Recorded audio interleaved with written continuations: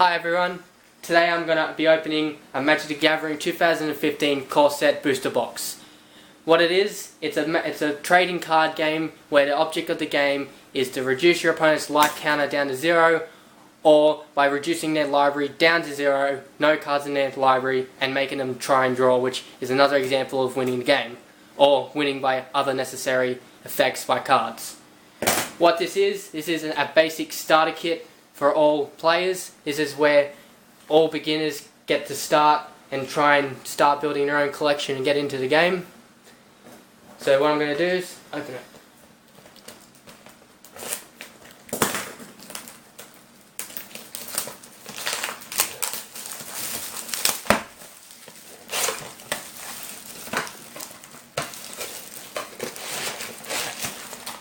Each booster box comes with 36 boosters, which all contains 15 cards in them altogether.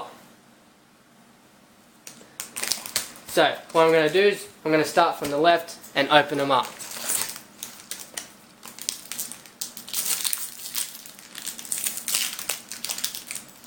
Also, to let you know, I'm only really just a casual player. I don't play in tournaments. I'm not one of those professionals. I just play it as often as I can. In each booster box, you get 10 uncommons, which are all with black symbols. They can be good, they can be bad, but usually you get multiple of them in each booster, but you add them just to bulk your deck. In each of them, you also get 3 uncommons, which also come with the silver emblem, which means that they're better than the ones with the black symbols, which are the commons. They're more rarer to get, but they're also got better abilities. Then, at the end, you get the rares. Rares are the ones that we always want to get at the end of a booster. They're the best cards in the box. In this one, I got a Genesis Hydra. As you can see, it's 2 green mana and X. What the mana symbols are is how much it costs to play it. To play spells, you need these lands on the field, basic lands. Each turn you can play 1 basic land per turn on the field, and you tap them to add mana to actually play these cards. As you can see, this one needs 1 mountain and 1 mana. So, out of it, we got the rare, which was the Genesis Hydra, which, as you can see, it needs 2 forests, and you can tap as many other lands as you want. And if you look at its ability, it comes into play with that many +1/+1 counters, but it also lets you look at the top X cards of your library, which is how much you paid for X, and then you get to put a creature from those you drew straight into play if it has equal to or less than the cost that you cast. To me, I think that's a really good card, and it's really good for any green deck. Alright, second booster. Now, I'm not going to show you really the commons and uncommons. They're not really that important. We're mostly looking for the rares. So we go straight back to the back, and we get a Hushling Griff. This card's not bad, but it's actually pretty good as well. What it does is, with Flash, you can play it at any time you'd want to. So pretty much if you're on your opponent's turn, you could play it on their turn if you wanted to. The good thing about this card is that it actually doesn't let abilities of creatures on the field activate, which is actually really good against anything that has really good abilities like tap it, destroy a target creature, or deal damage to other creatures. So overall, not bad.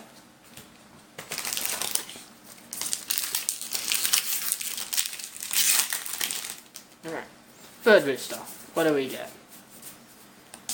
Alright, in our third booster, we got another green card. 3 mana for a 2/3, not bad for its mana cost. Its ability is not bad either.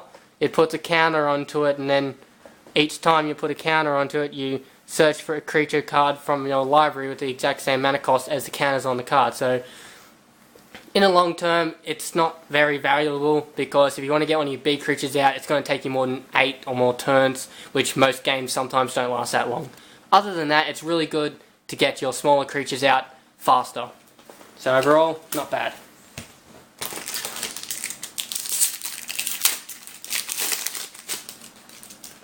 Alrighty, what do we get here? This guy is actually pretty good. He may be expensive, 8 mana, but he's an 8/8, which is really good for its cost. It's got Island Walk as well, which means if your opponent controls an island on their side of the field, it can attack them directly. The good thing about this card, it actually makes all lands become islands, which means as soon as this comes on the field, it can attack your opponent directly on the next turn, because when creatures come into play, unless they got haste, they got summoning sickness, which means they can't activate their abilities and can't attack. The last ability is actually even better, because it makes creatures without Island Lock or flying not be able to attack. Overall, I like this card, it's great. If you have the mana, get it out. If you don't, oh well. Overall, really good for blue. Alright, next booster.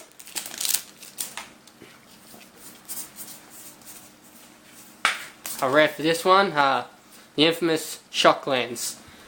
These ones in this set, they're not actually that great, because the back draw of them, they do add 1 mana, and they also give you an option to add 2 different colours, one of each colour would you want, but the only back draw of this is it deals damage to you.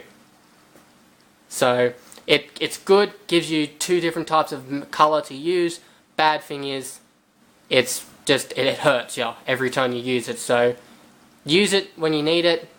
Don't use it when you have the lands. I don't like them. They're not my type of style. I like to use just the basic lands.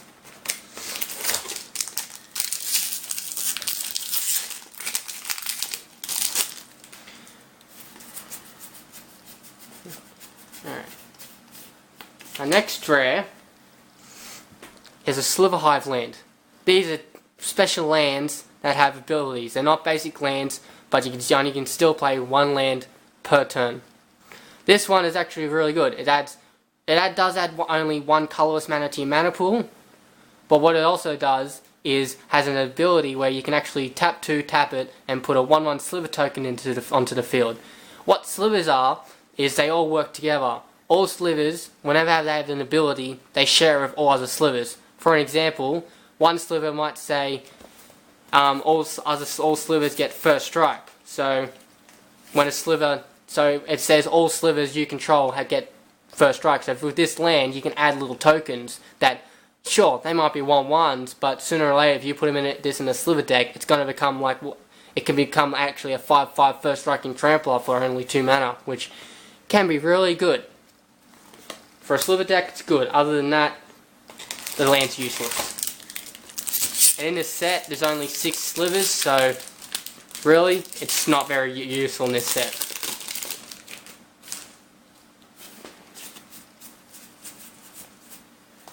Alright.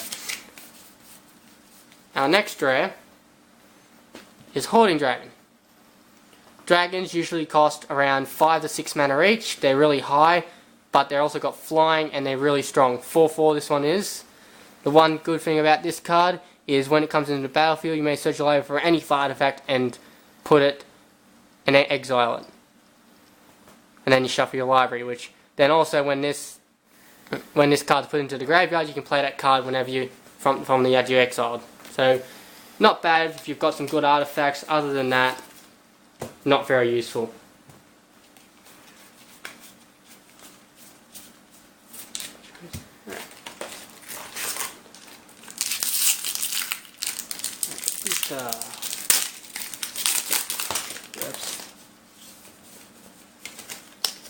Whoopsie, clumsy hands.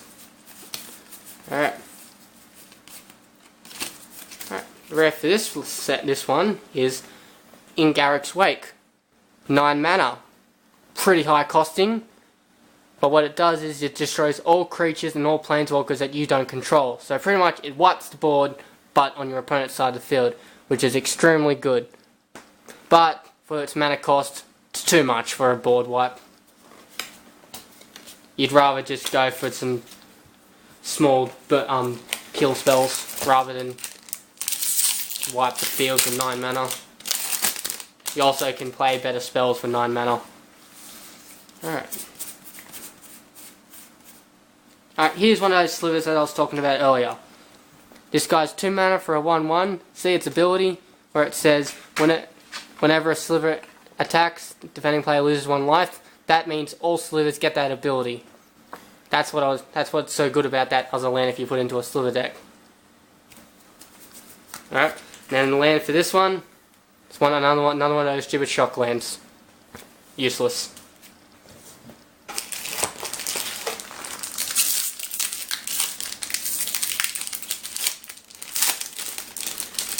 Alright.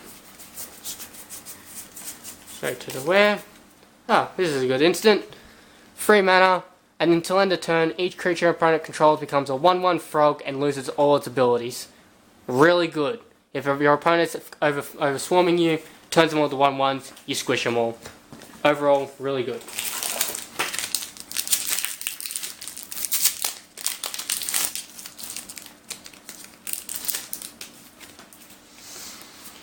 Alright. Next one. This one is a really good card. Of Nixilis. 6 mana for a 4/4 flying trample demon, which is really good. His ability is whenever your opponent searches his or her library, they lose 10 life, which in this game everyone starts with 20 life. So if someone tries to search their library, they better be careful when this guy's out. Then every time a creature dies, he gets a +1/+1 counter on him. You do not want to face this guy in any deck, really.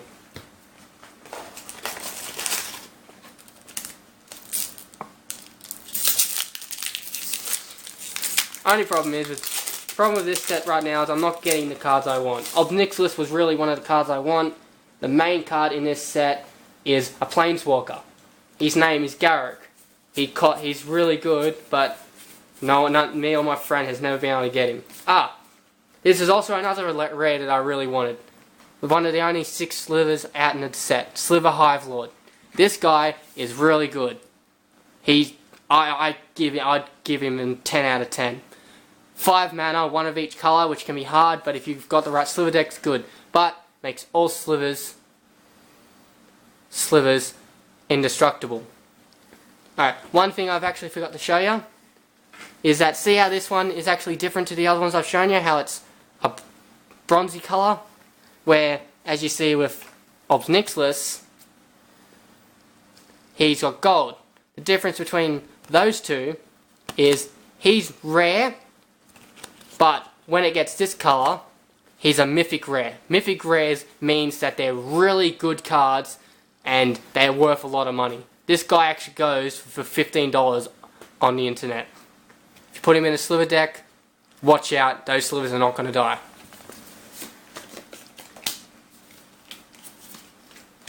Alright, go on to the next pile. Alright, straight to the rear. So, this is actually not a bad land. It's not a shock land, it's another good one. What it does, it turns each land that's on the field that you control.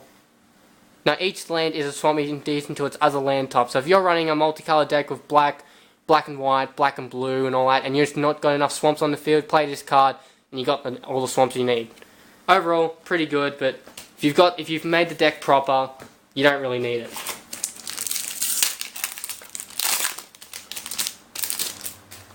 Alright, straight to the end. And what do we get? Another shock land. This time it's blue and red. Not good. Waste of time. Next one. Alright, what do we get? She's pretty good. 4 mana for a 2/2. What you do is tap it, search another sacrifice another creature, and you reveal cards on top of your library until you reveal a non-legendary creature card and put that card on the battlefield. That is really good. If you accidentally pick up an 8/8 octopus that's not a legendary, comes straight on the field for 3 mana. Really worth it, really worth it. Only problem is, really squishy, can die to burn spells really quickly. That's where blue comes in and counters it and stops it. Here we go. In this set you get 5 different souls, 1 of each colour. This one's the blue one. Soul of Ravnica. Ravnica is different types of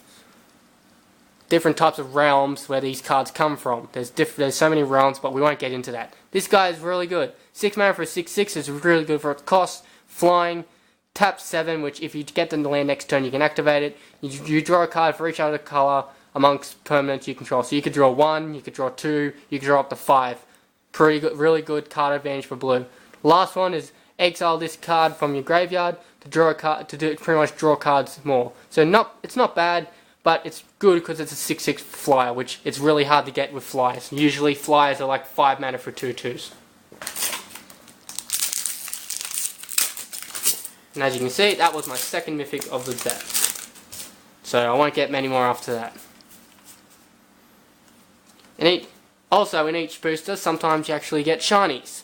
The only problem is this is only an uncommon, so this is only a common, so it's worth a little extra than it's normal, but not really important. The rare we got for this one is Burning Anger.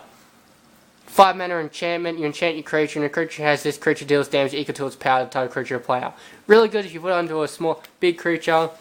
Not bad if you put it on a small creature, a little extra aggro, makes your opponent overthink.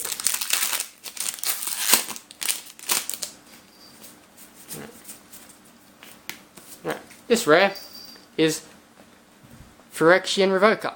2 mana for a 2/1, not bad for its cost, but a little squishy.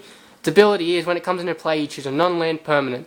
That permanent cannot activate any of its abilities at all. So if you choose a Planeswalker, the Planeswalker cannot use its abilities.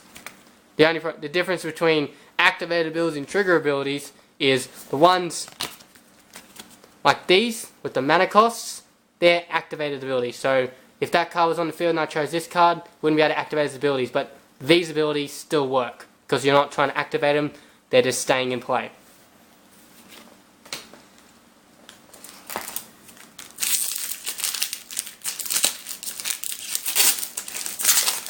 Get in there. Alright. Next one is a nice demon. You get this from one of the starter decks. 5 mana for 5/3 flying. Beginning of your upkeep, draw a card unless target opponent sacrifices a creature or loses 3 life.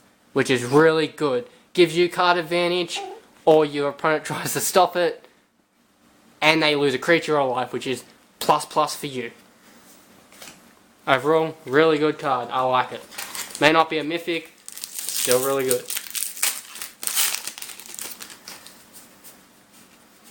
Right, this rare for the set. This one's a really good one. 2 mana enchantment. Whenever your opponent discards a creature, put a 2/2 zombie creature into play. Whenever your opponent discards a land, you get 2 swamps to use. And whenever your opponent discards a non-creature, non-land card, you just draw a card. So if you put it into a mill deck, that really helps you because you're going to get a bonus from them discarding a really good card, and then you also get a bonus out of the enchantment. Really good for its cost. I'd play that in any black deck. Right, this rare, 7 mana for a 4/4 flying. It's not bad. It's not really good. Too much for its price. But the ability, you start as soon as it comes in play, you go back to your starting life total, which is 20. So if you're about to lose, play her. Bada bing, bada boom. You're back into the game. Soon I'll have to restart this because I'm about to run out of time on my camera. I'll try and get to it through it as fast as possible. Another enchantment. It's a white. 5 mana. Enchanted creature gets +2/+2 and protection from all colors. That's really good. Really, really good.